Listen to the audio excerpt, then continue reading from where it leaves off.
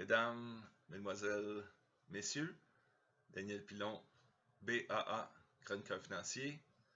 Bienvenue à cette vidéo du mois de juin 2020 pour faire un résumé de l'action sur les marchés boursiers depuis quelques mois. Alors, on va laisser de côté la crise du coronavirus et on va regarder ensemble qu'est-ce qui s'est passé avec la bourse. On sait que la bourse s'est mise à dégringoler vers la fin février, toutes les bourses mondiales, avec la peur d'une pandémie totale. Et les gens, évidemment, quand ça descend la bourse, tout le monde panique. On l'a vécu encore cette année. Les gens ne savent plus jusqu'où ça va descendre. Il y en a beaucoup qui perdent le contrôle, qui s'imaginent que ça va tomber à zéro. C'est jamais le cas. Et puis, ça a atteint un bas fond autour du 23 mars.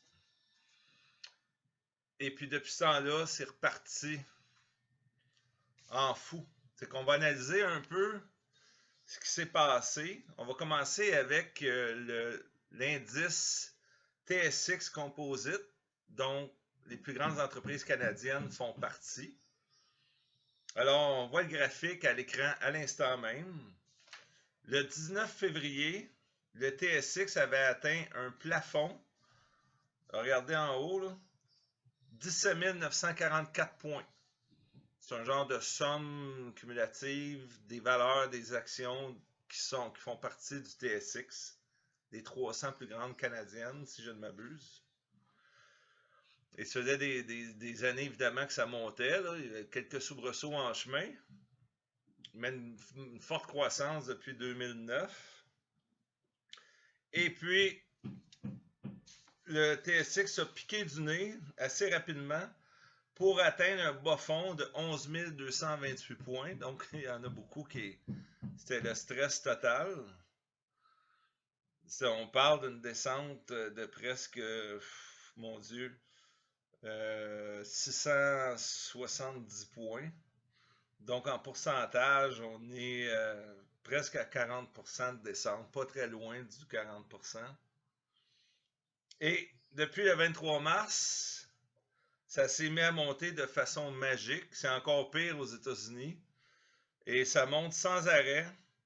Et le dernier coup d'œil, en cette journée du 5 juin, aux alentours de midi, l'indice était aux alentours de 15 863, 15 857. Là, il s'est découlé 5 minutes entre le graphique et le moment où je prenais des notes. Donc, 15 857. Donc, de tout ce qu'on avait perdu, le TSX a repris 69%, mesdames, messieurs. Donc, il y a encore un jeu. Là, vous allez me dire, est-ce qu'on achète ou on vend? Là, on tombe dans des conseils plus spécialisés. Et puis, je vais me garder une petite gêne publiquement. J'avais dit aux gens, quand ça avait commencé à descendre, de commencer à en acheter des fonds actions à 16 000 points, à 14 000 points, puis à 12 000 points. Et puis là, c'est reparti vers le haut. Donc, je pense que les gens avaient eu des bons conseils à cet égard. Là, selon mon interprétation, on a la preuve que la crise a été, que c'était manipulé. Je ne veux pas tomber là, dans les théories de complot, ces affaires-là, là, mais j'analyse la bourse et que ça monte sans arrêt. Donc, on voit que, bon, on va passer à autre chose. C'est manipulé, le marché. Donald Trump a engagé des experts pour remonter ça avant les élections. C'est toujours manipulé, mais il y a une limite à manipuler le marché parce que les valeurs d'action qui composent la valeur de l'indice, mais c'est basé sur les bénéfices. C'est qu'évidemment, les compagnies ont eu des mauvais bénéfices là, pour le premier, deuxième trimestre 2020, vont avoir des mauvais résultats deuxième trimestre aussi pour une bonne partie, à part certains géants à qui profite la crise du coronavirus. Mais c'était descendu bas, il y en a beaucoup qui en ont profité. Et puis là, vu que ça monte sans arrêt, ben là, je pense que le moment d'encaisser des gains pour eux approche. Donc, moi, c'est une approche prudente, hein, de rester diversifié parce que ils n'ont peut-être pas fini, ils sont capables de faire monter ça encore. La bourse, ils vont toujours à l'inverse de ce qu'on pense. Personne pensait que ça aurait monté comme ça.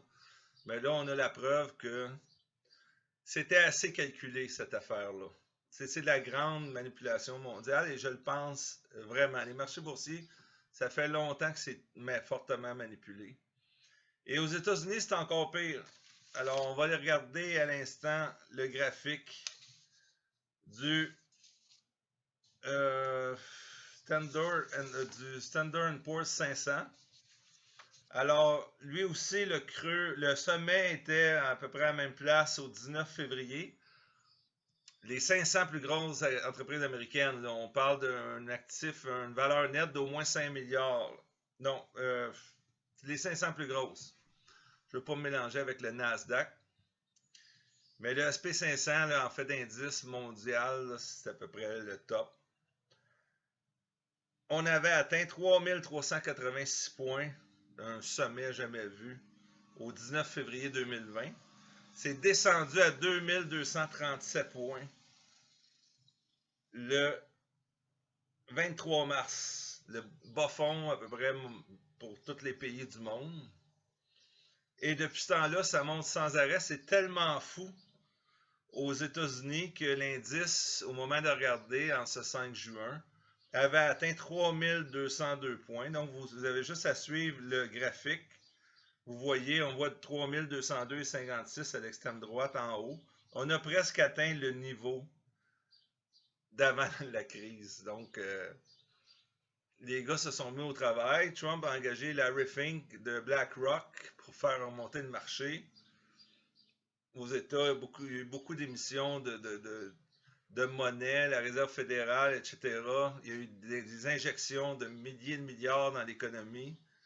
Bref, on a dit, il faut que ça reparte. Et c'est clair et net que c'est une remontée à une vitesse complètement folle. Alors, vous vous demandez, est-ce que ça va redescendre aussi creux ou plus bas? Ça me surprendrait parce qu'il y en a beaucoup qui se sont mis au travail. Et ceux qui ont eu la sagesse de garder leurs actions, félicitations. Mais aux États, on avait perdu 1149 points entre le 19 février et le 23 mars. Et là, on est rendu à 3202. Donc, on a repris 965 points. On a repris, mesdames, messieurs, 84%. 84% de ce qu'on avait perdu. C'est tout à fait incroyable. Alors, la crise du coronavirus est de plus en plus derrière nous. Aux États aussi, même que c'est un grand enjeu politique aux États-Unis, c'est incroyable. Et puis, vaccin, pas vaccin, l'économie va continuer de tourner. Et on a fait un gros reset. Donc, je pense pas que c'est le temps de se faire un portefeuille 100% action.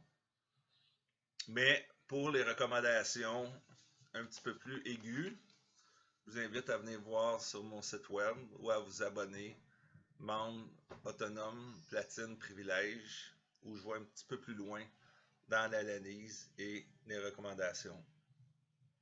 Mais pour l'essentiel, vous voyez que il y a eu manipulation de marché claire et nette.